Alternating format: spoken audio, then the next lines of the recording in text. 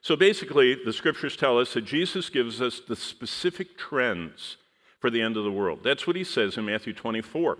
Now, let me just show you what I'm going to show you in Matthew 24. This is Jesus talking. When Jesus talks in Matthew 24, Luke 21, and Mark 13, theologians call it the Olivet discourse. That means he was on the Mount of Olives and he gave a discourse. It was kicked off by the disciples saying, what are going to be the signs of your coming back? So I love the Olivet discourse because it's exactly what all of us want to know. What are the signs? How do we know Jesus Christ is coming back? Well, in order, look at this, 24, 4 and 5, 6, 7, 7, 9, 9 to 13, and then Luke 21. In order, Jesus introduces first false Christs are coming and war and famine and death and martyrdom and all these signs. Now look at the outline of Revelation 6, just the first 6 seals. It's exactly illustrating what Jesus promised was coming. The first seal is the white horse, which is deception, the rise of the Antichrist. Second horse is the red horse, global war. Third horse, the black horse, global famine.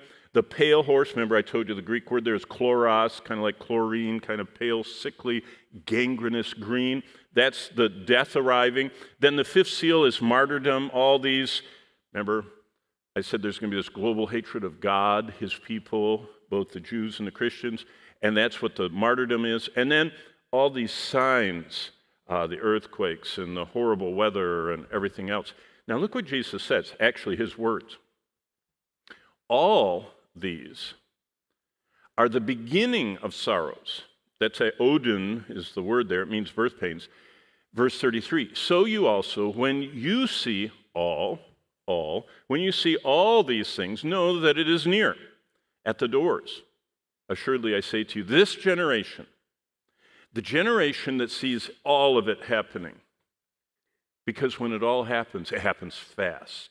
Remember, we covered that in chapter 1 of Revelation. Tachos, remember, tachometer? Can you remember all the way back to last week, because you're having 5 hours a day of this information exchange that's going on. But back then, we talked about the rapid, so Jesus puts it this way, the generation that sees all this stuff happening at once is going to actually be the generation that experiences it.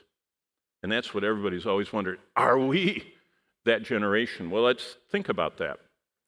Because the generation will not pass away till all of these things, that whole list I showed you, those 12 trends that are present when Christ returns. So basically, the end of the world trends, Jesus says, what we just read, will have this Odin, this birth pain characteristic. I have witnessed 8 births.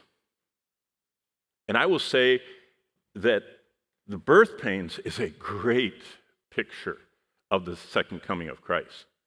Because Bonnie would at first be walking around the house and go, oh, that was a little one. I just felt that. That was a little, wow. And then she goes, oh. And then she can't move, and she's honey, I think we have to go. And I mean, and finally she can't even talk. Those birth pangs, labor pains. You can't talk. You can't think. I mean, it's unbelievable. Well, the idea that the earth is going to be seeing greater and greater visibility, greater and greater frequency, greater and greater intensity. See, birth pangs, labor pains, they get stronger and closer together and stronger and closer together. And it's so that you can see them. You can see the person. They're like being squashed, the expectant mother delivering this child. Their muscles are squashing them. They are visible, frequent, intense, and have a great impact. The whole earth is going to be going through these birth pains. What are they? Well, global deceptions are going to get more believable. You haven't seen anything yet. The Antichrist and the false prophet, this dynamic duo that's going to run the world, the Antichrist is going to say, I want you to do this, and this is how you know I'm the one you're looking for. Go ahead. And the false prophet, it says in chapter 13, we're coming to, can call down fire from heaven. Do you remember Elijah and the prophets of Baal, and he prayed, and God sent fire, and it consumed the altar, the sacrifice, and even licked up the water, and everyone fell on their face and said, God is God. Satan. That's why God said signs and wonders you need to beware of, because Satan is the god of this world, and he can do, Job 1 and 2 says, weather things. Satan called a storm out of the wilderness that destroyed Job's children having a big reunion in one of their homes, and it flattened it and killed them all. And that was Satan. The lightning that came and killed Job's servants and their flocks, Satan sent. So you got to understand, Satan is the god of this world under the authority of the God of the universe, who allows him parameters for God's purposes. And that deception is just going to get unbelievable. Diseases are going to get more lethal. Global warming, you ain't seen nothing yet.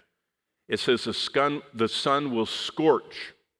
Have you ever put your English muffin in the toaster oven and left it a bit too long and watched it scorch? People are going to be scorched by the sun.